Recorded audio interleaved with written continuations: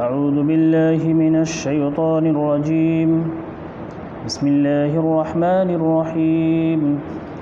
يا أيها الذين آمنوا إذا قيل لكم تفسحوا في المجالس فافسحوا يفسح الله لكم وإذا قيل انشزوا فانشزوا يرفع الله الذين آمنوا منكم والذين أوتوا العلم درجات والله بما تعملون خبير. يا أيها الذين آمنوا إذا ناجيتم الرسول فقدموا بين يدي نجواكم صدقة ذلك خير لكم وأطهر فإن لم تجدوا فإن الله غفور رحيم. أأشفقتم أن تقدموا بين يدي نجواكم صدقات فإذ لم تفعلوا وتاب الله عليكم فأقيموا الصلاة وآتوا الزكاة وأطيعوا الله ورسوله والله خبير بما تعملون.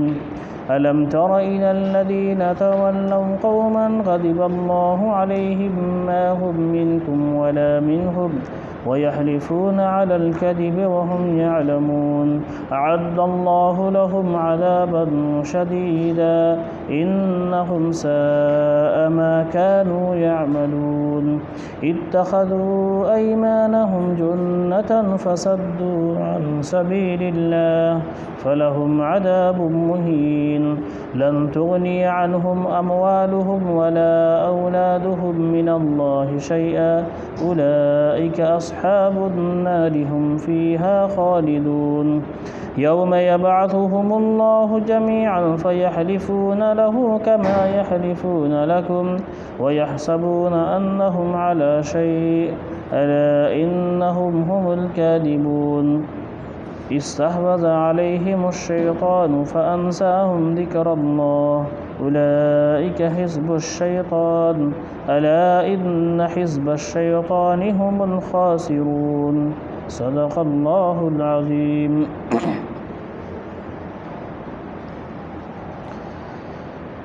آیت نمبر 11 تا 19 کی تلاوت ہوئی.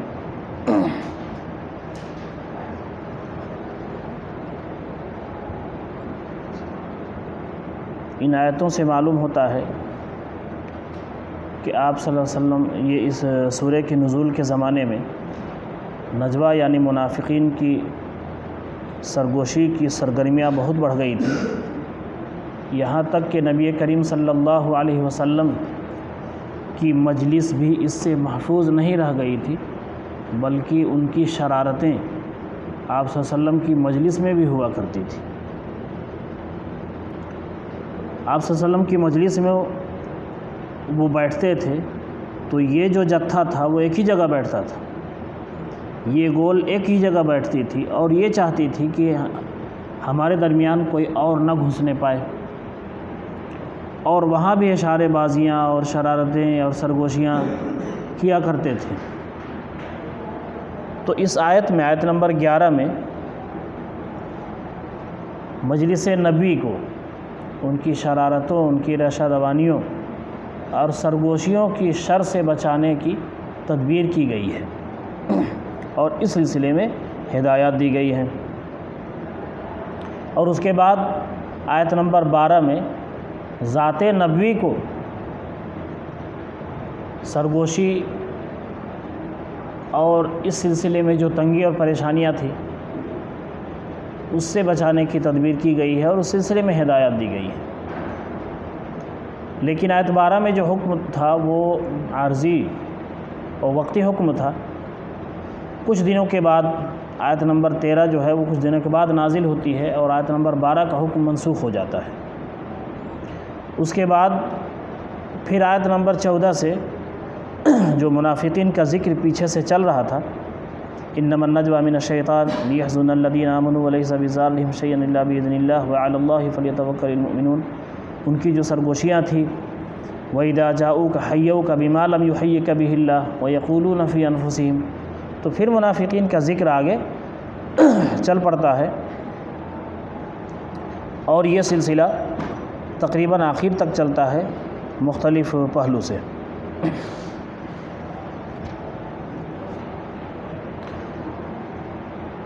تفسحوا، اذا قیل لکم تفسحوا، تفسح کے معنی ہوتے ہیں توسع ووسع لہ، توسع کے معنی بھی ہوتا ہے وسع لہ، کشادہ ہونا، کھل کر دور دور بیٹھنا، اور وسع لہ بھی آتے ہیں کسی کے لیے جگہ بنانا، کسی کے آنے والوں کے لیے کشادگی پیدا کرنا، یہ دونوں اس کے اندر معنی پائے جاتے ہیں اور دونوں معنی کی گنجائش ہے۔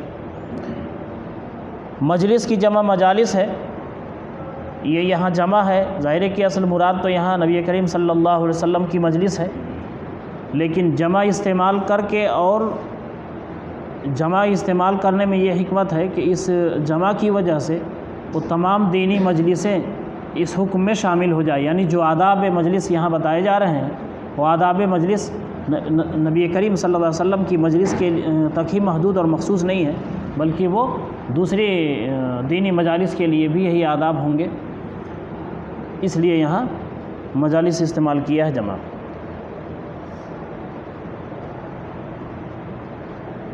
فصح یفصح فصوحاً کے معنی بھی ہوتے ہیں وسع لہ، کشادگی پیدا کرنا۔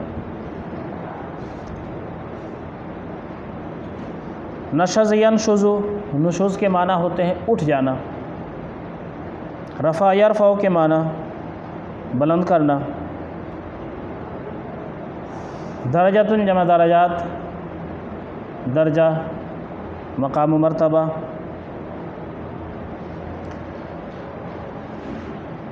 یا ایھا الذین آمنوا اذا قیل لکم تفسحوا فی المجالس فافصحوا یفصح اللہ لکم، اے وہ لوگو جو ایمان لائے ہو، جب تم سے کہا جائے کہ مجلسوں میں کشادگی پیدا کرو، فافصحوا، تو تم کشادگی پیدا کر دو، یفصح اللہ لکم، اللہ تعالیٰ تمہارے لیے کشادگی پیدا کرے گا۔ وَإِذَا قِيلَ انشُزُوا، اور جب تم سے کہا جائے اٹھ جاؤ، فانشزوا، تو تم اٹھ جاؤ۔ یرفع اللہ الذین آمنوا منکم والذین اوتوا العلم درجات، اللہ تم میں سے جو ایمان لائے اور وہ جن کو علم عطا ہوا ہے ان کے درجات کو بلند فرمائے گا۔ یہ الذین آمنوا منکم والذین اوتوا العلم درجات، یرفع کا مفعول ہے، اللہ فاعل ہے، گویا یرفع اللہ، اللہ تعالیٰ بلند کرے گا ان لوگوں کو جو ایمان لائے اور ان کو جن علم عطا کیا گیا، درجات کے اعتبار سے، درجات یہاں تمیز ہے، تو اللہ تعالیٰ تم میں سے جو ایمان لائے اور جن کو علم عطا ہوا ان کے درجات کو اللہ تعالیٰ بلند فرمائے گا۔ واللہ بما تعملون خبیر، اور اللہ تعالیٰ جو کچھ تم کرتے ہو اس سے اچھی طرح باخبر ہے۔ یہ تنبیہی آیت ہے، یہ تنبیہی ٹکڑا ہے کہ جو کچھ تم کر رہے ہو، مجلس نبوی میں بیٹھتے ہو، کس طرح سے بیٹھتے ہو، کیا چاہتے ہو، اور تمہیں جب کشادگی پیدا کرنے کے لیے دور دور بیٹھنے کے لیے کہا جاتا ہے یا کسی کے لیے اٹھ کر جگہ بنانے کے لیے کہا جاتا ہے، تو تمہیں وہ چیز کیوں گرا گزرتی ہے، یہ بھی اللہ تعالیٰ کو معلوم ہے۔ تو میں نے جیسا کہ بتایا وہ بیٹھتے تھے اور آپس میں بھی خسور پھسور کرتے رہتے تھے۔ حکم آیا کہ وہ لوگوں جو ایمان لائے ہو، اہل ایمان، عام ہے صیغہ، تمام لوگوں سے کہا جا رہا ہے، تمام مومنین سے، مخاطب عام مومنین ہے، سمجھا، لیکن اصل جو اصلاح کرنی ہے وہ تو منافقین کی ہے، لیکن عام ہے، اور ظاہر ہے کہ یہ وہ آداب ہیں مجلس کے، یہ وہ آداب ہیں جو سب کو ملحوظ رکھنا ہے، تو اس لیے مخلص اہل ایمان کے لیے بھی یہ ہے۔ جب تم سے کہا جائے تفسحوا فی المجالس، جتھا بنا کر، گول بنا کر بیٹھتے، تو آپ صلی اللہ علیہ وسلم کہتے بھئی آپ کھسک جائیے، ادھر ہو جائیے، آپ لوگ پھیل جائیے، اے فلاں تم اٹھو وہاں جا کے بیٹھ جاؤ، تم ادھر ہو جاؤ۔ یہ ضرورت پڑتی ہے، ہم لوگوں کو کلاس میں بھی ایسا کرنے کی ضرورت پڑتی ہے، کبھی کبھی 3-3 5-5 کی گول جو ہوتی ہے نا، تو وہ ڈسٹرب کرتے ہیں، آپس میں باتیں کرتے ہیں، اور وہ یہ چاہتے ہیں کہ ہماری گول میں کوئی نہ گھسنے پائے، تو اٹھا کے ہٹانا پڑتا ہے کہ وہ تینوں ایک جگہ بیٹھے ہیں، بارہا ادھر باتیں کرتے رہتے ہیں، تو اس لیے جگہ بدلنی پڑتی ہے۔ آپ صلی اللہ علیہ وسلم کو بھی اس کی ضرورت پیش آتی تھی اور وہ ایسا کرتے تھے۔ تو جب وہ کسی کو کسی جگہ سے اٹھا دیتے تھے یا دور دور بیٹھا دیتے تھے تو منافقین کو یہ چیز بڑا گرا گزرتی تھی، مومنین کے لیے تو کچھ بھی نہیں تھا۔ آپ صلی اللہ علیہ وسلم نے جو کہہ دیا آمنا و صدقنا، وہ اطاعت کرتے تھے، بطیب خاطر برضا و رغبت اطاعت کرتے تھے، مانتے تھے، اور اس میں کسی طرح کی کسر شان کا گمان بھی ان کے دل کے اندر نہیں گزرتا تھا۔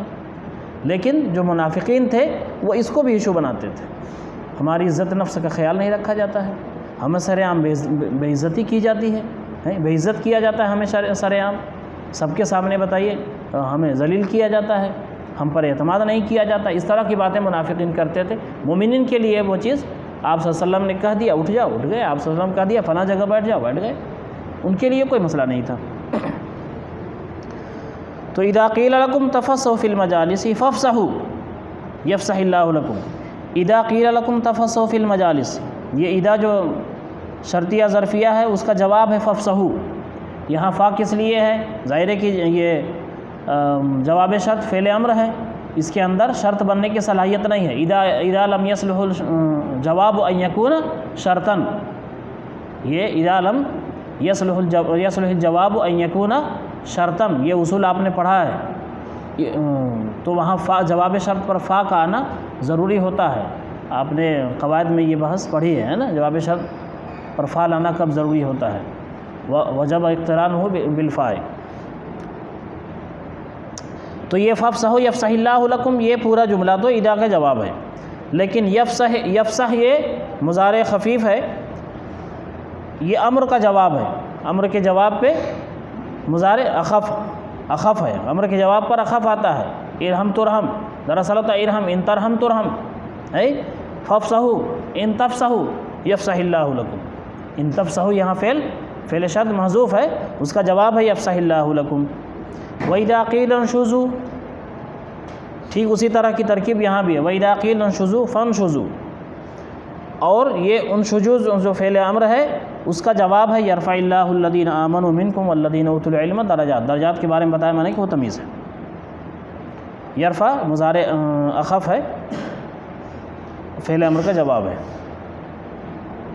تو جب تم سے کہا جائے اٹھ جاؤ، درمیان میں بھی ضرورت پڑتی تھی اٹھا کے ادھر ادھر کرنے کی، کبھی ایسا بھی ہوتا کہ مجلس برخاست ہو جاتی تو یہ منافقین کا جتھا بیٹھا ہوا ہوتا، آپ صلی اللہ علیہ وسلم سے سوالات کرتے رہتے، یا کچھ تنہائی میں بات کرنا چاہتے، اپنی کمی کو چھپانے کے لیے، اپنے عیوب پر پردہ ڈالنے کے لیے، کچھ تنہائی میں اپنا دفاع اور اپنی صفائی پیش کرنا مقصد ہوتا، تو کہیں تو دوسری طرف یہ بھی مقصد ہوتا کہ ہمارے اخلاص پہ کوئی شک نہ کیا جائے، ہمیں مخلص سمجھا جائے، اور ہم بڑے آپ صلی اللہ علیہ وسلم کے ساتھ رہنے بیٹھنے اور حصول علم کے بڑے ہم شوقین ہیں، یہ بتانے کے لیے وہ باتوں تک بیٹھے رہتے تھے۔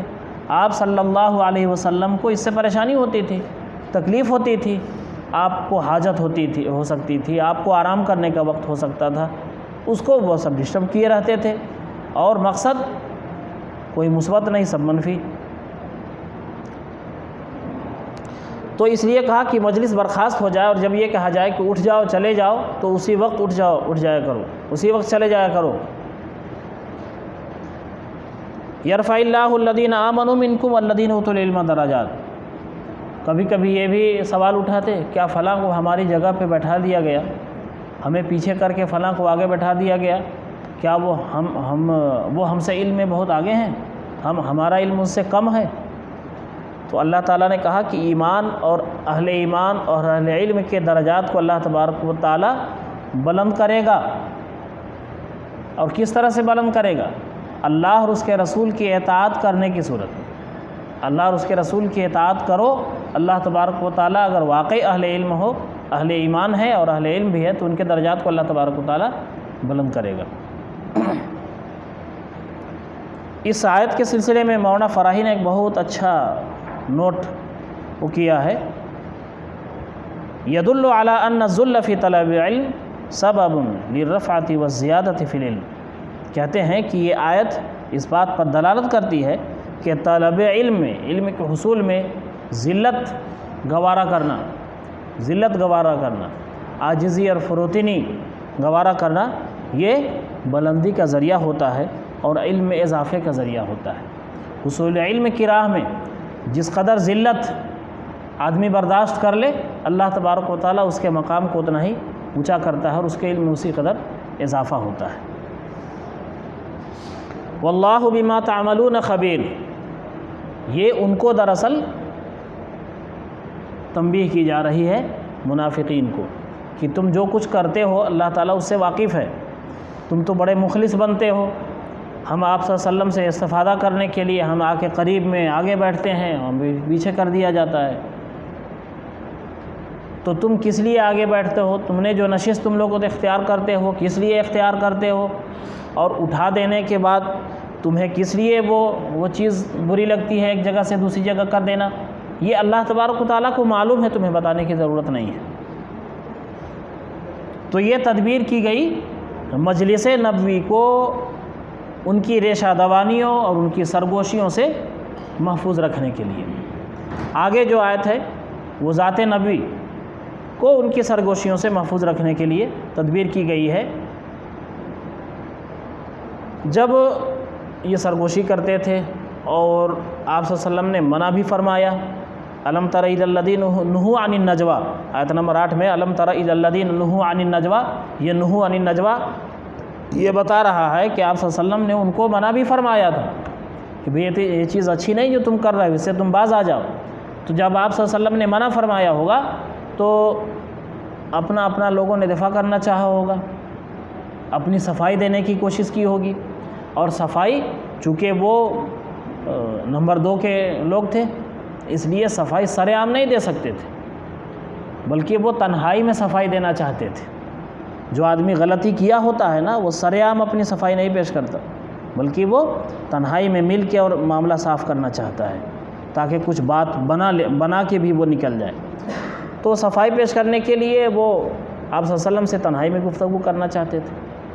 صفائی بھی پیش کرنا مقصد ہوتا تھا اور مسلمانوں کو کنفیوژن میں ڈالنا بھی مقصود ہوتا تھا، ان کو شک میں ڈالنا بھی مقصود ہوتا تھا۔ کبھی کبھی وہ اشارہ کرتے بات کچھ اور کر رہے ہیں، کسی کی طرف اشارہ کر دیا، اب اس نے دیکھ لیا اور سمجھا میرے سلسلے میں آپ صلی اللہ علیہ وسلم سے کچھ کہہ رہے ہیں وہ، تو یہ گویا یہ سرگرمیاں یہ سرگوشیاں جو تھی ان کی وہ فتنہ تھا۔ تو اس فتنے کے سد باب کے لیے یہ ہوا کہ نبی کریم صلی اللہ علیہ وسلم سے بھی یہ کثرت کے ساتھ سرگوشی نہ کی جائے، پابندی اس پہ عائد کی جا رہی ہے۔ یا ایھا الذین آمنوا اذا ناجیتم، اے وہ لوگوں جو ایمان لائے ہو جب تم رسول سے سرگوشی کرنے کا ارادہ کرو، یہاں ناجیتم یہ فعل یہ ارادہ فعل کے معنی میں ہے، سمجھ گئے؟ اذا ناجیتم الرسول، جب تم رسول سے، الرسول یعنی نبی کریم صلی اللہ علیہ وسلم، جب تم رسول سے سرگوشی کرنا چاہو، سرگوشی کرنے کا ارادہ کرو، فقدموا بین یدی نجواکم صدقہ، تو تم اپنی سرگوشی سے پہلے کچھ صدقہ پیش کر دو، صدقہ دے لیا کرو۔ یہ پابندی ہے، سمجھ گئے؟ کہ آپ کو سرگوشی کرنا ہے تو یہ نہیں کہ ہر صبح آ گئے، دوپہر آ گئے، شام آ گئے، جب موقع ملا یا رسول اللہ تھوڑی سی تنہائی چاہیے، پرائیویٹ بات کرنی ہے، تو تنہائی میں آپ سے ملنا ہے۔ تو اگر تم کو یہ کرنا ہے تو کہا ٹھیک ہے تم یہ کرو، مگر اب جب سرگوشی کرنا ہوگا، جب تنہائی میں نبی کریم صلی اللہ علیہ وسلم سے جب تنہائی میں گفتگو کرنا چاہو تو اس سے پہلے یہ شرط ہے کہ تم کو صدقہ دینا ہوگا، بغیر صدقہ دیے نہیں۔ 3 بار کرنا ہے دن بھر میں، 3 بار صدقہ کرو۔ منافقین تو پرلے درجے کے بخیل تھے، وہ اتنے بخیل تھے کہ تاریخی طور پر یہ بات ثابت ہے کہ کسی منافق نے ایک بار بھی آپ صلی اللہ علیہ وسلم سے اس زمانے میں سرگوشی نہیں کی، اس لیے کہ صدقہ دینا پڑے گا۔ یہ محبین دنیا تھے، یہ کہاں صدقہ دے سکتے تھے؟ بین یدی نجواکم، بین یدی بین یدئی کے معنی تو ہوتے ہیں دونوں ہاتھ کے بیچ، لفظی ترجمہ یہی ہوگا نا، دونوں ہاتھ کے بیچ۔ یہ ایسے ہی ہے جیسے اردو زبان میں آگے کا لفظ استعمال ہوتا ہے، آگے کا لفظ استعمال ہوتا ہے پہلے کے معنی میں۔ آگے کا لفظ اگرچہ اردو میں آگے کا لفظ دونوں کے معنی میں استعمال ہوتا ہے، ماضی کے لیے بھی استعمال ہوتا ہے اور مستقبل کے لیے بھی استعمال ہوتا ہے۔ آگے آتی تھی حال دل پہ ہنسی، اب کسی بات پہ نہیں آتی۔ آگے آتی تھی حال دل پہ ہنسی، اب کسی بات پہ نہیں آتی۔ یہ آگے دیکھیے ماضی میں پہلے، تو وہی آگے یہاں پہلے بین یدئی اسی معنی میں۔ بین یدئی نجواکم صدقہ، کچھ صدقہ پیش کر لو۔ ذالک خیر لکم واطہر، یہ ذالک کا اشارہ کیا ہے؟ ذالک تقدیم الصدقۃ بین یدئی نجواکم، یعنی سرگوشی سے پہلے صدقہ پیش کر دینا خیر لکم، تمہارے لیے بہتر ہے۔ کس لیے بہتر ہے؟ اللہ صدقہ کرنا، اللہ کی راہ میں خرچ کرنا، یہ واطہر بھی آگے کہہ دیا، اور یہ پاکیزگی کا ذریعہ ہے۔ یہ صدقہ یہ اصلاح قلب اور طہارت قلب کا ذریعہ ہوتا ہے۔ خذ من اموالہم صدقۃ تطہرہم وتزکیہم بہا، تو طہارت اور تزکیہ، دل کا طہارت اور تزکیہ دونوں صدقے سے حاصل ہوتا ہے۔ سورہ توبہ آیت نمبر 103 کی یہ آیت ہے، خذ من اموالہم صدقۃ تطہرہم وتزکیہم بہا وصلی علیہم ان صلاتک سکن لہم ذالک خیر لکم، یعنی یہ تمہارے ذالک خیر لکم، یہ خیر لکم پہ نگاہ رہے۔ یہ جو حکم دیا گیا ہے کہ آپ صلی اللہ علیہ وسلم سے سرگوشی کرنے سے پہلے تم کچھ صدقہ کر لیا کرو، تو اس میں تمہاری بھلائی ہے، یہ حکم تمہاری بھلائی کے لیے دی جا رہی ہے، یہ تمہارے لیے بھلائی کا ذریعہ ہے، اور تمہارے لیے طہارت قلبی، دل کی پاکیزگی کا بھی یہ وسیلہ اور ذریعہ ہے۔ یعنی یہ جو حکم دیا جا رہا ہے اس لیے نہیں کہ آپ صلی اللہ علیہ وسلم کو کہ آرام و آسائش کا اس میں خیال رکھا جا رہا ہے، نہیں، بلکہ اس میں تمہارا فائدہ ہے۔ ذالک خیر لکم واطہر فإن لم تجدوا فإن اللہ غفور رحیم، فإن لم تجدوا، بس اگر تم لوگ نہ پاؤ، تم استطاعت نہ رکھو، فإن لم تجدوا ما تصدقوا، تم کوئی ایسی چیز نہ پاؤ جسے اللہ کی راہ میں صدقہ کرو، صدقہ کرنے کے لیے کچھ نہ پاؤ، یعنی اگر تم نادار ہو، یہ رخصت ہے کن کے لیے؟ ان لوگوں کے لیے جو نادار ہیں، ان لوگوں کے لیے جو نادار ہیں رخصت دی گئی ہے کہ اگر واقعی کسی کو آپ صلی اللہ علیہ وسلم سے تنہائی میں راز کی بات کرنے کی ضرورت پیش آ جائے اور وہ اس قدر نادار ہے کہ وہ صدقہ نہیں کر سکتا، تو اس کے لیے اس ٹکڑے میں رخصت دی گئی۔ فإن لم تجدوا، بس اگر تم نہ پاؤ، یعنی اگر تم صدقہ کرنے کی استطاعت نہ پا سکو، صدقہ کرنے کی استطاعت تمہارے اندر نہ ہو، فإن اللہ غفور الرحیم، تو اللہ تعالیٰ معاف کرنے والا اور رحم کرنے والا ہے۔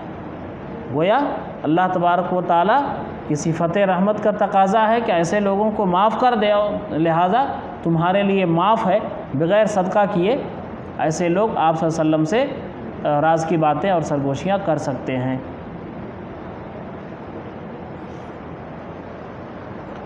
اَأَشْفَقْتُمْ أَن تُقَدِّمُوا بَيْنَ يَدَيْ نَجْوَاكُمْ صَدَقَاتٍ، دیکھیے یہ جو حکم آیا نا کہ صدقہ کر کے تب سرگوشی کرو،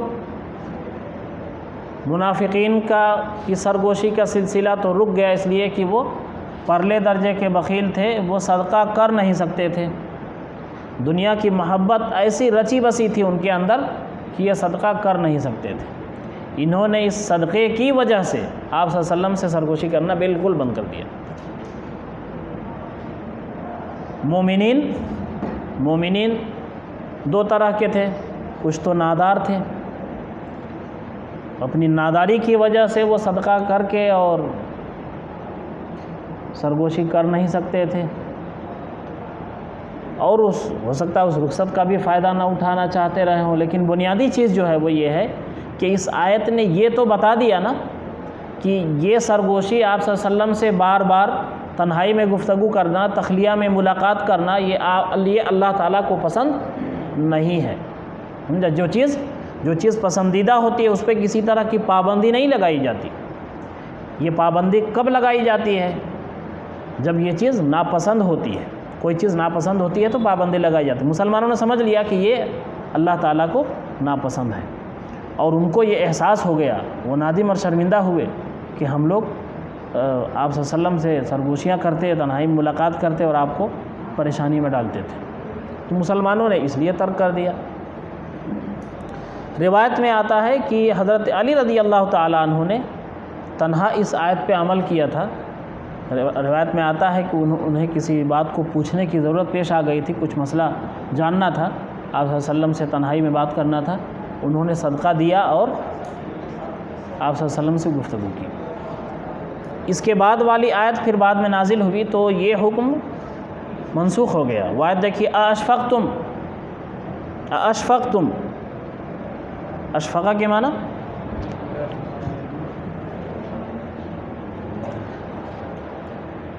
دیکھیے شفیق اور شفقت آپ جانتے ہیں، شفیق مہربانی ہے نا، شفیق مہربان کو کہتے ہیں، اور جو وہ شفقت اپنوں سے چھوٹوں پر جو ہوتی ہے، اشفاق اسی سے بنا ہوا ہے، اس اندیشے اور ڈر کو کہتے ہیں جس میں کسی کی بھلائی اور ہمدردی اور شفقت بھی شامل ہوتی ہے، اس کے لیے اشفاق کا لفظ استعمال ہوتا ہے۔ بچہ کسی اونچی جگہ پر کھڑا ہے، وہ گر سکتا ہے، چوٹ آ سکتی ہے، اندیشہ ہے کہ کہیں گرے نہ، یہ اس میں ڈر کے ساتھ اس کی ہمدردی اور محبت بھی ہے۔ تو اشفقتم، کیا تم ڈر گئے، ان تقدموا بین یدی نجواکم صدقات، من ان تقدموا، اشفقہ کا صلہ من استعمال ہوتا ہے، وَهُم مِّن خَشْيَةِ رَبِّهِم مُشْفِقُونَ، من خشیت ربہم مشفقون۔ اشفاق اور یہ لفظ من کے ساتھ قرآن مجید میں کئی جگہ استعمال ہوا ہے۔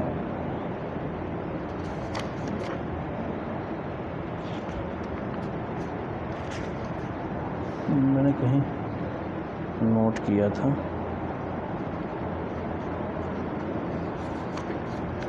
وَهُم مِّنَ السَّاعَةِ مُشْفِقُونَ وَهُم مِّن خَشْيَةِ رَبِّهِم مُشْفِقُونَ، اس طرح کے الفاظ قرآن مجید میں جگہ جگہ من آتا ہے، گویا مطلب اس کا صلہ۔ تو یہاں ان سے پہلے من حرف جر محذوف ہے، ان مصدریہ سے پہلے حرف جر کا محذوف ہونا یہ بہت عام قاعدہ ہے۔ ان تقدموا بین یدی نجواکم صدقات، تو کیا تم ڈر گئے اس بات سے کہ تم اپنی سرگوشی سے پہلے صدقات پیش کرو؟ فَإِذْ لَمْ تَفْعَلُوا، تو جب تم نے ایسا نہیں کیا، وَتَابَ اللَّهُ عَلَيْكُمْ، اور اللہ تعالیٰ نے تابع علی، تابع یتوب کے معنی بسیلا الا آتا ہے، رجوع کرنے کے معنی ہوتے ہیں۔ کیا معنی ہوتے ہیں؟ رجوع کرنا۔ لیکن تابع علی جب استعمال ہوتا ہے اور اس کا فاعل جب اللہ تعالیٰ ہوتا ہے تو اس کے معنی توبہ قبول کرنا، توبہ قبول کرنا۔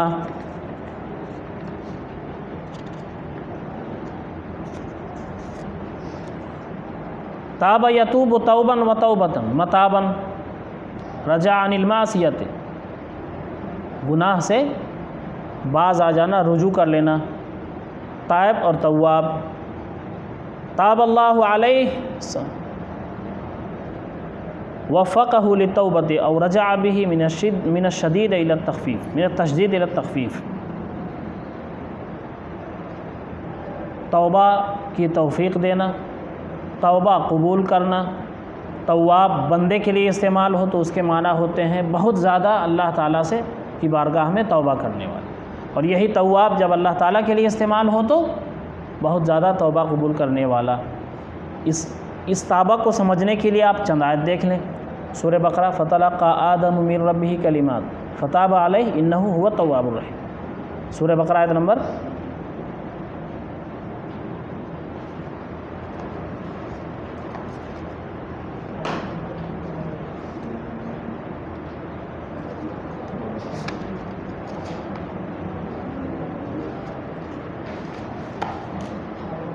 آیت نمبر 37، فتلقى آدم من ربه کلمات فتاب علیہ، توبہ کا فاعل یہاں اللہ تعالیٰ ہے، اللہ تعالیٰ نے توبہ قبول کیا، توبہ کی توفیق دی، نگاہ کرم کرنا، توبہ قبول کرنا اور اس میں نگاہ کرم کرنا، رحم اور کرم کا مفہوم بھی اس میں مضمر ہوتا ہے۔ انہ هو التواب الرحیم، یہاں تواب اللہ تعالیٰ کے لیے استعمال ہوا ہے۔ فتوبوا الی بارئکم، فتوبوا الی بارئکم، تابہ الہ ہے، اپنے خالق کی طرف رجوع کرو، اپنے خالق سے توبہ کرو۔ پھر ہے فتاب علیکم، اسی میں فتاب علیکم، اس نے تمہاری توبہ قبول کی، تم پر نگاہ کرم فرمایا۔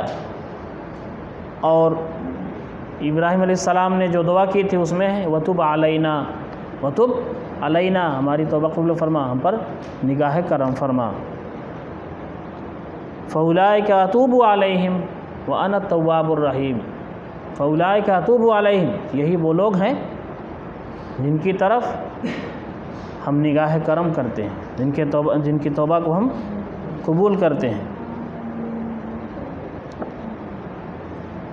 تو فتابہ وتاب اللہ علیکم فإذ لم تفعلوا، بس جب تم نے ایسا نہیں کیا، وتاب اللہ علیکم، اور اللہ تعالیٰ نے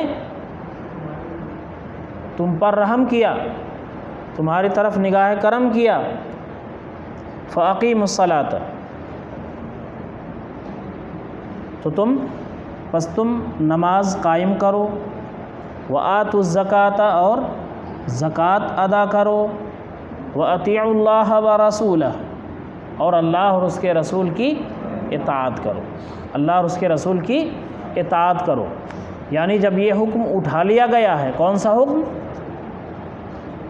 اوپر جو سرگوشی سے پہلے صدقہ دینے کا حکم تھا، کہا جب یہ حکم اٹھا لیا گیا ہے تو اب احتیاط کا تقاضا یہ ہے کہ تم اللہ اور اس کے رسول کی اطاعت کرتے رہو، نماز اور زکوٰۃ کا اہتمام کرتے رہو، تاکہ اللہ تعالیٰ نے جو یہ آسانی پیدا کی ہے اس کا شکرانہ بھی ہو، اور آئندہ معاشرے کے اندر اس طرح کی بحرانی کیفیت پیدا بھی نہ ہو۔ بات سمجھا رہی ہے نا؟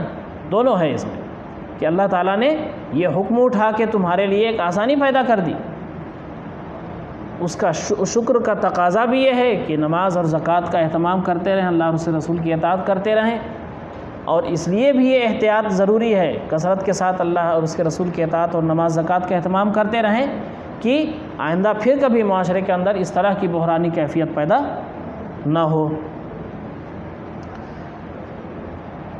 فَإِذْ لَمْ تَفْعَلُوا سے تو الفاظ سے تو یہ معلوم ہوتا ہے کہ ظاہر مسلمانوں نے اس پر عمل نہیں کیا ہے نا، لیکن یہ اعلیٰ سبیل التغلیب ہے، اعلیٰ سبیل التغلیب، عام طور پر مسلمانوں نے اس پر عمل نہیں کیا، کسی نے عمل نہیں کیا۔ میں نے بتایا منافقین اپنے بخل کی وجہ سے منافقین نے عمل نہیں کیا، اور مسلمانوں نے اس لیے عمل نہیں کیا کہ وہ یہ سمجھ گئے کہ آپ صلی اللہ علیہ وسلم سے بار بار سرگوشی کرنا، تنہائی میں ملاقات کرنا یہ اللہ تعالیٰ کو ناگوار ہے، بس اتنی سی بات کافی تھی ان کے لیے، وہ اس باز آ گئے۔ حضرت علی رضی اللہ تعالیٰ نے اس پہ عمل کیا، ایک آدمی کا عمل کرنا یہ کوئی معنی نہیں رکھتا، اس لیے اعلیٰ سبیل التغلیب یہ کہا کہ تم لوگوں نے اس پہ عمل نہیں کیا، ایسا نہیں کیا، اور اللہ تعالیٰ نے تمہارے توبہ کو قبول فرمایا، تم پر نگاہ کرم کیا، تو اب تم اللہ اور اس کے رسول کی اطاعت کرتے رہو، نماز زکوٰۃ کا اہتمام کرتے رہو۔ اب یہ ظاہر کی آیت ناسخ، آیت نمبر 13 ناسخ ہے، آیت نمبر 12 منسوخ ہو گئی اس حکم سے۔ اب یہ کہ کتنی مدت کے بعد یہ حکم منسوخ ہوا، اس سلسلے میں متعدد روایات ہیں.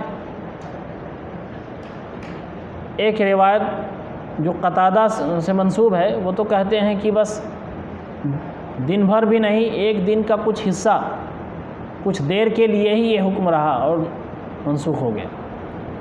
لیکن روایات سے سب سے جو کثیر مدت، طویل مدت جو بیان ہوئی ہے وہ 10 دن کی ہے. وہ مقاتل سے مروی ہے کہ 10 دن تک. بہرحال یہ معنی نہیں رکھتا کہ وہ 2 دن 4 دن 10 دن جو بھی ہو. دیکھیے جو مقصد تھا منافقین کو سرگوشی سے روکنا، اس مقصد کا حصول ایک دن میں 2 دن میں نہیں ہو سکتا تھا، اس کے لیے کئی دن چاہیے تھا. تو کم از کم 8 دن 10 دن اس روایت کو بھی مان لیا جائے تو کم سے کم 10 دن تک یہ حکم رہا اور اس کے بعد منسوخ ہوا. تو گویا یہ آیت کم از کم 10 دن کے بعد نازل ہوئی ہے اور اس نے اس حکم کو منسوخ کر دیا. واللہ خبیر بما تعملون، اور اللہ تعالیٰ اچھی طرح باخبر ہے اس چیز سے جو کچھ تم کرتے ہو. یعنی اللہ اور اس کے رسول کی اطاعت کرتے ہوئے ذہن میں اس بات کا استحضار بھی رہنا چاہیے کہ اللہ تعالیٰ ہمارے تمام اعمال سے بحسن و خوبی واقف ہے. اور جب اللہ تبارک و تعالیٰ واقف ہے تو پھر ہمارے عمل کا جزا یا سزا بھی ملنا لازمی ہے. اب دیکھیے سلسلہ کلام پھر منافقین کی طرف جا رہا ہے. یعنی سلسلہ کلام وہاں سے مربوط ہو رہا ہے جہاں پیچھے منافقین کا ذکر چل رہا تھا. الم تر الی الذین تولوا قوما غضب اللہ علیہم. الم تر کا یہ خطاب یہاں استفہام کے لیے ہے. الم تر استفہام کر رہا ہوں، تعجب کے لیے ہے استفہام. کیا تم نے نہیں دیکھا ان لوگوں کو؟ تولا کے معنی ہوتے ہیں دوستی کرنا،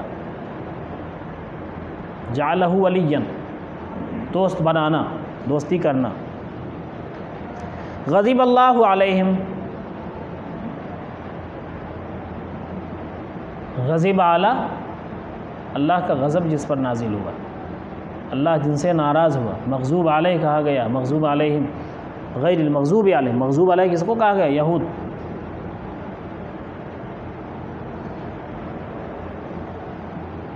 حلف یحلف کے معنی ہوتے ہیں قسم کھانا.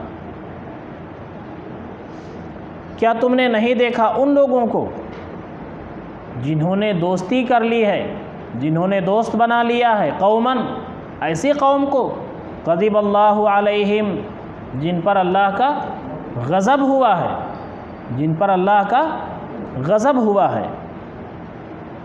ما ہم منکم ولا منہم، نہ وہ تم میں سے ہیں اور نہ ان میں سے ہیں. دھیان دیجئے گا، قومن غضب اللہ علیہم، یہ آیت بتا دے رہی ہے کہ یہ منافقین کون تھے.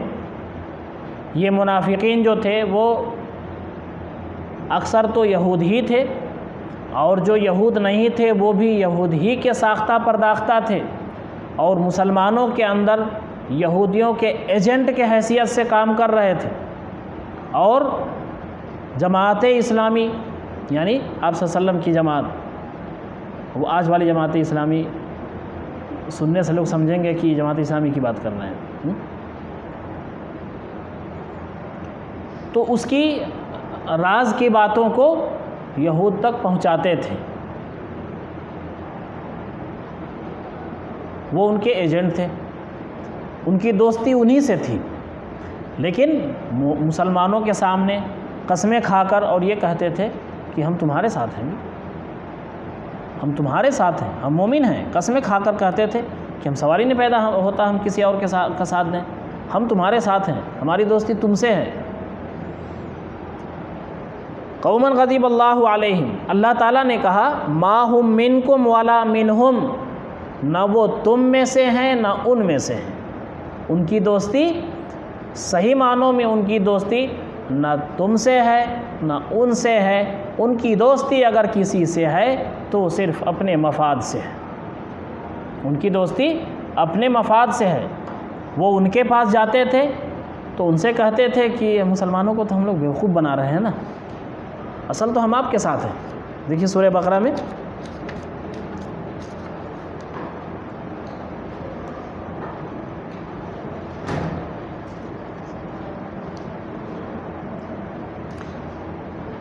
وَإِذَا لَقُوا الَّذِينَ آمَنُوا قَالُوا آمَنَّا، جب وہ مومنین سے ملتے تھے تو کہتے تھے ہم تو اہل ایمان ہیں۔ وَإِذَا خَلَوْا إِلَىٰ شَيَاطِينِهِمْ، یہ شیاطینہم وہی یہود ہیں، اور جب وہ اپنے شیاطین سے ملتے تھے قَالُوا إِنَّا مَعَكُمْ، تو کہتے تھے ارے بھائی ہم تو آپ کے ساتھ ہیں۔ إِنَّا نَحْنُ مُسْتَهْزِئُونَ، ہم لوگ تو ان کو الو بنا رہے ہیں۔ مستہزئون آج کے زبان میں کہیے تو کہیں ہم لوگ ان کو تو ہم لوگ الو بنا رہے ہیں، اصل تو ہم آپ کے ساتھ ہیں۔ اللہ تعالیٰ نے کہا اللہ یستہزئ بہم، اللہ تعالیٰ ان کو بھی الو بنائے گا۔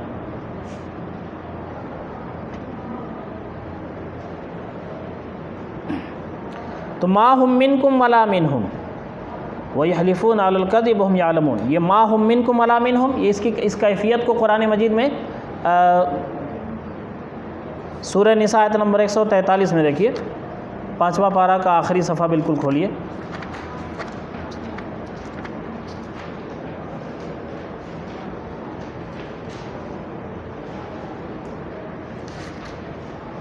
منافقین کا ذکر بہت دلچسپ یہاں تذکرہ ہے اور طویل تذکرہ ہے، آپ بعد میں اس کو ذرا دیکھ لیجئے گا اور آسان ہے۔ ان المنافقین یخادعون اللہ وہو خادعہم، منافقین اللہ کو دھوکہ دینا چاہتے ہیں حالانکہ وہو خادعہم، وہ ان کو دھوکہ دے رہا ہے۔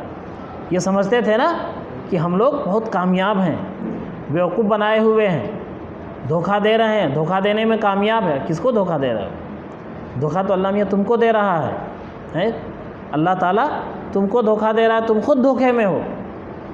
وَإِذَا قَامُوا لِلصَّلَاةِ قَامُوا كُسَالَىٰ يُرَاءُونَ النَّاسَ وَلَا يَذْكُرُونَ اللَّهَ إِلَّا قَلِيلًا۔ اب دیکھیے ما ہم منکم ولا منہم کی کیفیت، مذبذبین بین ذالک، مذبذبین بین ذالک، یہ دونوں کے بیچ میں تذبذب کے شکار ہیں، لا الہ الا ولا الہ الا،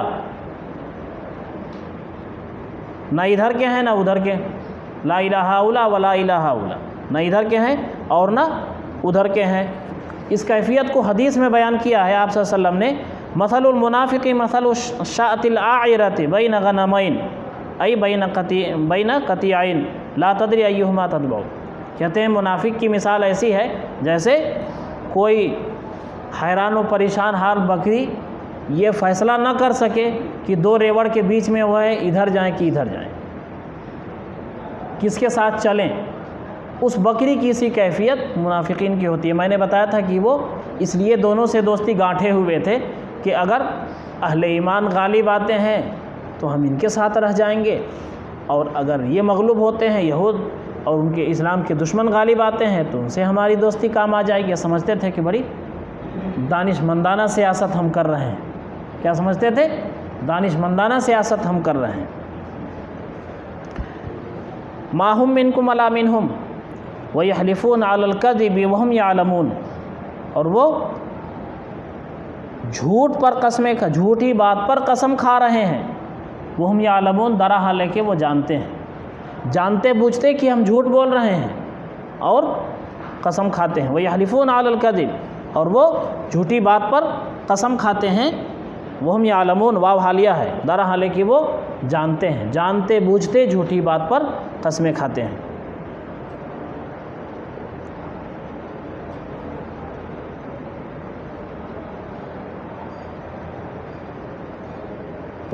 اعد اللہ لہم عذابا شدیدا، ان کا انجام کیا ہوگا؟ اللہ تعالیٰ نے ان کے لیے اعداد کے معنی ہوتے ہیں تیار کرنا، اعداد کے معنی تیار کرنا، اللہ نے ان کے لیے سخت عذاب تیار کر رکھا ہے۔ انہم ساء ما کانوا یعملون، ساء یسوء کے معنی ہوتے ہیں برا ہونا، برا ہونا، ساء برا ہونا۔ باب کرومہ سے آنے والے افعال کبھی کبھی اس کے اندر ضم یا مدح کا پہلو بھی پایا جاتا ہے۔ وَحَسُنَ أُولَئِكَ رَفِيقًا، نعمہ کے معنی میں حسن آیا، اسی طرح سے یہاں جو ساء ہے وہ بئس کے معنی میں، بئس ما کانوا یفعلون، ساء ما کانوا یعملون، بئس ما کانوا یعملون، کیا ہی برا ہے وہ جو کچھ وہ کر رہے ہیں، کس قدر بری ہے وہ چیز جو وہ کر رہے ہیں، کس قدر برا ہے وہ عمل جو وہ کر رہے ہیں۔ انہم ساء ما کانوا یعملون، جیسا کہ میں نے بتایا وہ دونوں سے دوستی کیے ہوئے تھے اور وہ یہ سمجھتے تھے کہ بہت دانشمندانہ قدم ہم نے اٹھایا، بڑی دانشمندانہ سیاست ہم لوگ کر رہے ہیں، فائدے ہی فائدے میں رہیں گے ہر حال میں، لیکن اللہ تعالیٰ نے کہہ دیا انہم ساء ما کانوا یعملون، بہت ہی برا ہے۔ کس اعتبار سے بہت ہی برا ہے؟ یہ دو کشتی پہ پیر رکھنے والے ہیں، یہ وہ لوگ ہیں جو بیک وقت دو کشتی پہ انہوں نے پیر رکھا ہے، اور دو کشتی پہ پیر رکھنے والا ہر حال میں غرق ہوتا ہے، ڈوبتا ہے، نہ اسے وہ کشتی بچاتی ہے نہ وہ کشتی بچاتی ہے۔ تو دونوں میں سے کوئی غالب ہو کوئی مغلوب ہو، ان کا جو انجام ہے وہ یہ ہے کہ ان کو تو غرق ہونا ہے، ان کا بیڑا غرق ہوگا، اس لیے کہ انہوں نے کسی ایک پہ نہیں بلکہ بیک وقت دو کشتی پہ پاؤں رکھا ہے۔ تو یہ بہت خطرناک کھیل یہ کھیل رہے ہیں، دانشمندانہ نہیں بلکہ خطرناک اور مہلک کھیل یہ کھیل رہے ہیں۔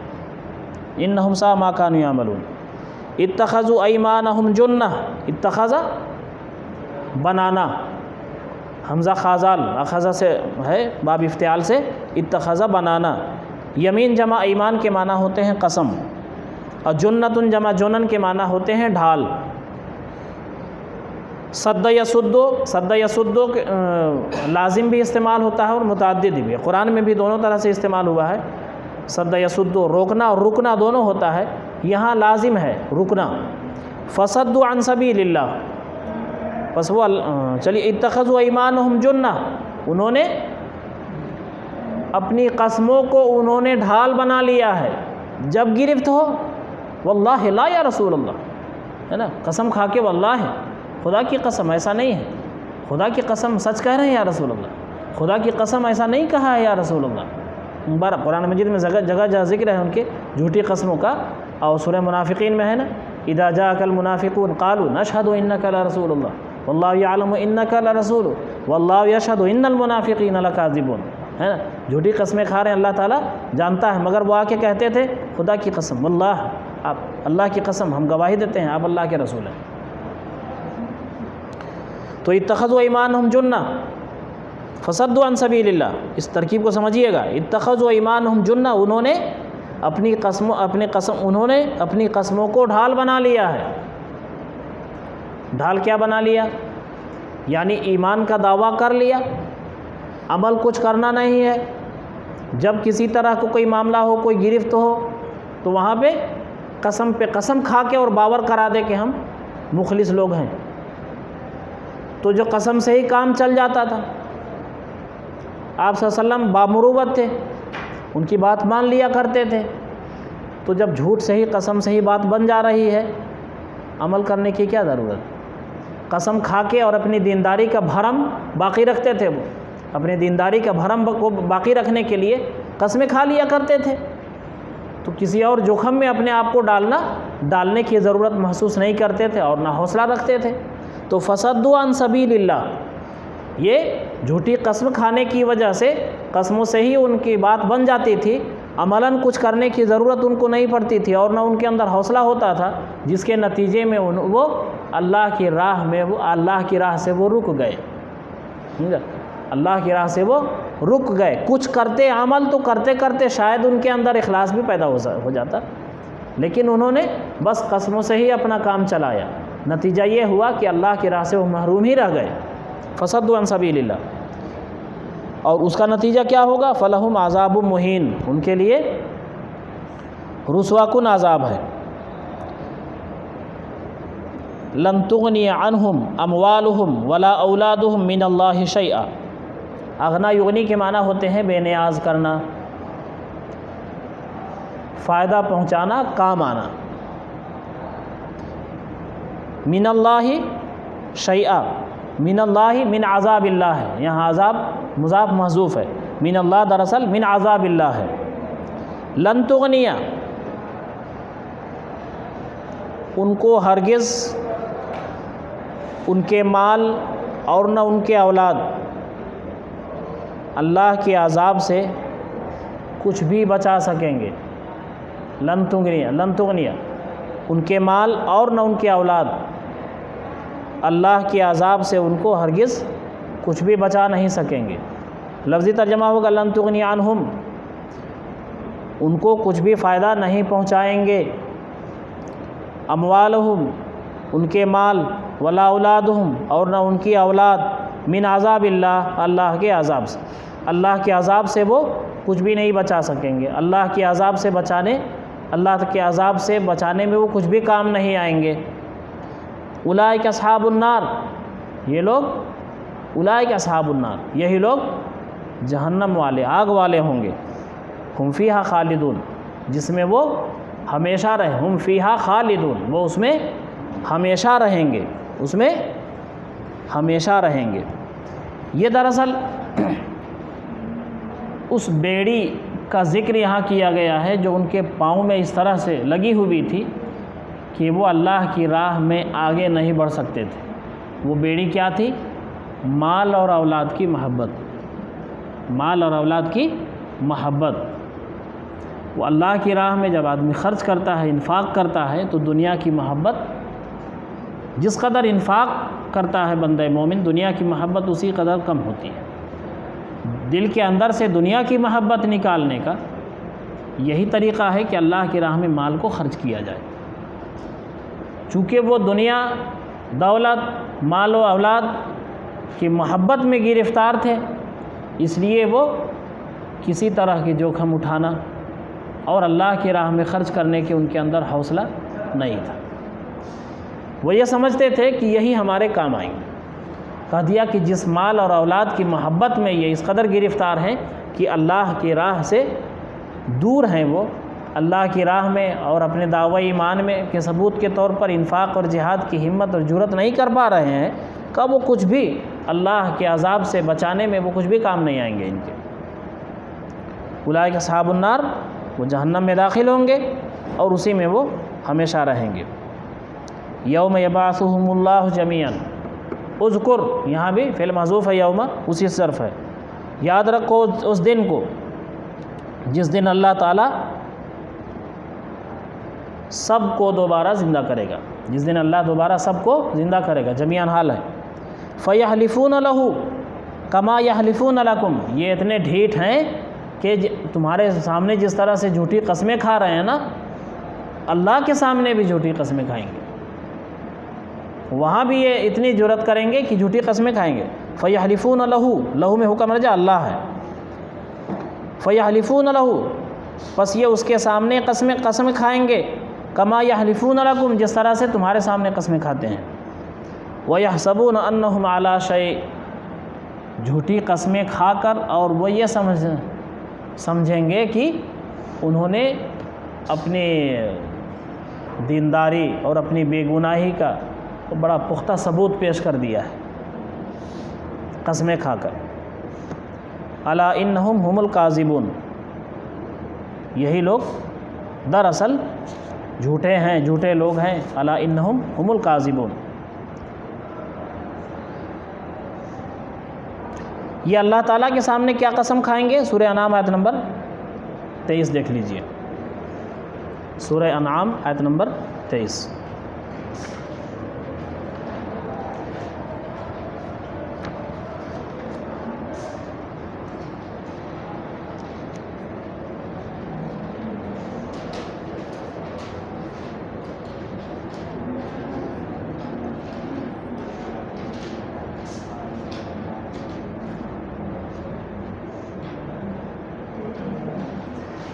وَيَوْمَ نَحْشُرُهُمْ جَمِيعًا، اور یاد کرو اس دن کو جس دن ہم سب کو، یہاں بھی جميعا، نہ بس ہو نہ شروع، جميعا سب کو جمع کریں گے۔ ثُمَّ نَقُولُ لِلَّذِينَ أَشْرَكُوا، پھر مشرکین سے ہم پوچھیں گے، أَيْنَ شُرَكَاؤُكُمُ الَّذِينَ كُنْتُمْ تَزْعُمُونَ، تمہارے وہ شرکاء کہاں ہیں جو تم نے گڑھ رکھے تھے، کہاں ہیں؟ ثم لم تکن فتنتهم الا ان قالوا، ثم لم تکن فتنتهم، پھر ان کی آزمائش بس یہی ہوگی، الا ان قالوا، کہیں گے، کیا کہیں گے؟ واللہ ربنا، یہی قسم ہے، دیکھیں، واللہ ربنا ما کننا مشرکین، واللہ ربنا، خدا کی قسم اے ہمارے رب، خدا کی قسم، اس اللہ کی قسم جو ہمارا رب ہے، واللہ ربنا، قسم دیکھ رہے ہیں نا، واو قسمیہ، واللہ ربنا، اس اللہ کی قسم جو ہمارا رب ہے، ما کننا مشرکین، ہم لوگوں نے کبھی شرک کیا ہی نہیں، ہم مشرک نہیں تھے، ہم شرک نہیں کرتے تھے، ہم تو پکے موحد تھے۔ اللہ کے سامنے بھی جھوٹی قسم کھائیں گے کہ ہم لوگ مشرک نہیں تھے، موحد تھے، ہم صرف آپ کی عبادت کرتے تھے۔ ہاں حال ہم سے فَيَحْلِفُونَ لَهُ كَمَا يَحْلِفُونَ لَكُمْ، بس وہ قسمیں کھائیں گے اللہ کے سامنے جس طرح سے وہ تمہارے سامنے قسمیں کھا رہے ہیں۔ وَيَحْسَبُونَ أَنَّهُمْ عَلَىٰ شَيْءٍ، یہ قسمیں کھا کر، جھوٹی قسمیں کھا کر وہ یہ سمجھیں گے کہ اپنی بے گناہی کا ہم نے پختہ ثبوت پیش کر دیا ہے۔ ترجمہ ہوگا وَيَحْسَبُونَ أَنَّهُمْ عَلَىٰ شَيْءٍ، اور وہ گمان کریں گے کہ وہ ایک مضبوط دلیل پر ہیں، ایک مضبوط بنیاد پر ہیں۔ الا سن لو، انہم هم الکاذبون، یہی لوگ اصلاً جھوٹے لوگ، یہی پکے جھوٹے لوگ ہیں، یہ پکے جھوٹے لوگ ہیں جو دنیا میں بھی جھوٹ بول بول کر کام چلاتے رہے، اور اب ان کی جرأت کی حد یہ ہے کہ اب اللہ کی بارگاہ میں بھی جھوٹ بول رہے ہیں۔ استحوذ علیہم الشیطان، استحوذ غلب علیہ، استولا علیہ، استحوذ علی کے معنی ہوتے ہیں کسی پر مکمل کنٹرول کر لینا، مکمل قابو پا لینا۔ اس کے اصل معنی ہوتے ہیں حاز الابل کے معنی ہوتے ہیں اونٹ کو زور زور سے شدت کے ساتھ ہانکنا، بالکل اس کے پیچھے پڑ کے اور اس کو سیدھے ہانکنا اور تیز ہانکنا، سمجھا؟ تو استحوذ اعلیٰ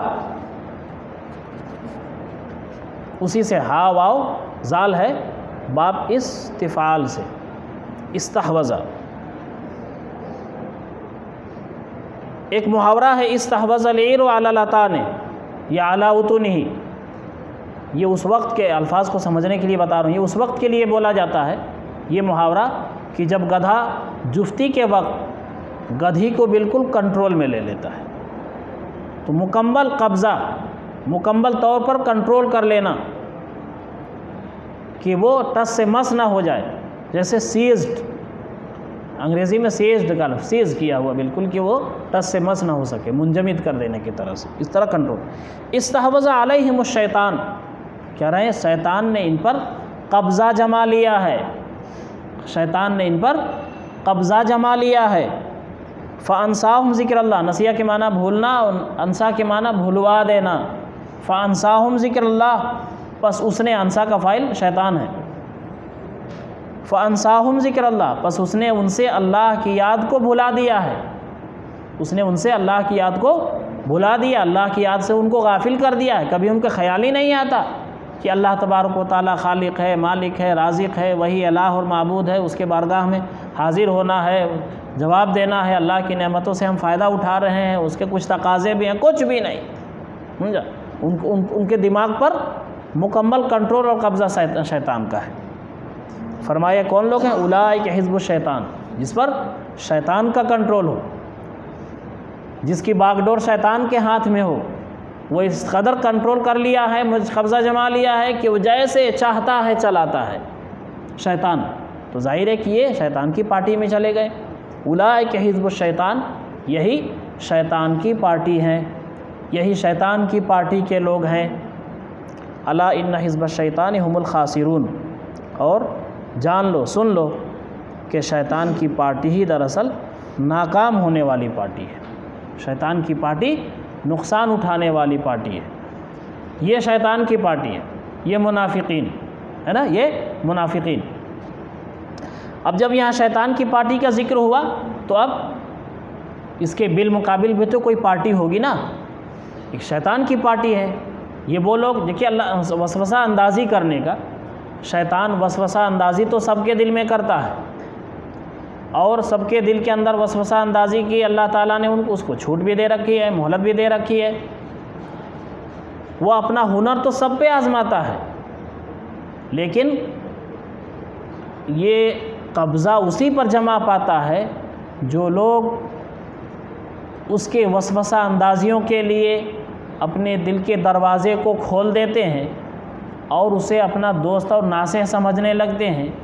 اس ازلی دشمن کو یہ بھول جاتے ہیں کہ ہمارا دشمن ہے اور دوست سمجھنے لگتے ہیں، ان الشیطان لکم عدوا فاتخذوہ عدوا، قرآن کہتا ہے ان الشیطان لکم عدوا فاتخذوہ عدوا، شیطان تمہارا دشمن ہے تو تم اس کو دشمن ہی سمجھو، دشمن جانو۔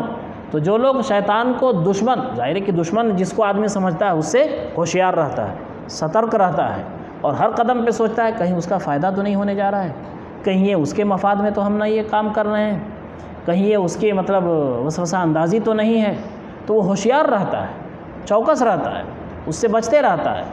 لیکن جب شیطان کو کوئی دوست سمجھ لے، دشمن کو، کسی دشمن کو آدمی دوست جب سمجھ لیتا ہے تو بہت بڑا دھوکہ ہوتا ہے نا، بہت بڑا دھوکہ ہوتا ہے کہ آپ نے دشمن کو دوست سمجھ لیا ہے، تو پھر وہ پورا کنٹرول حاصل کر لیتا ہے۔ تو شیطان اپنا ہنر تو سب پہ آزماتا ہے، لیکن وہ قبضہ اسی پہ جما پاتا ہے جو لوگ شیطان کو دشمن سمجھنے کے بجائے دوست سمجھتے اور اس کی اطاعت کرتے ہیں، مکمل کنٹرول کر لیتا ہے اور اپنی پارٹی میں رکھ لیتا ہے اور اپنے حساب سے چلاتا ہے، تو ایسے لوگ شیطان کی پارٹی میں ہوتے ہیں۔ الا ان حزب الشیطان هم الخاسرون، اور جو شیطان کی پارٹی میں ہے اس کا انجام اللہ تعالیٰ نے بتا دیا کہ گھاٹا اور نقصان اور ناکامی اور خسران اس کا انجام ہے۔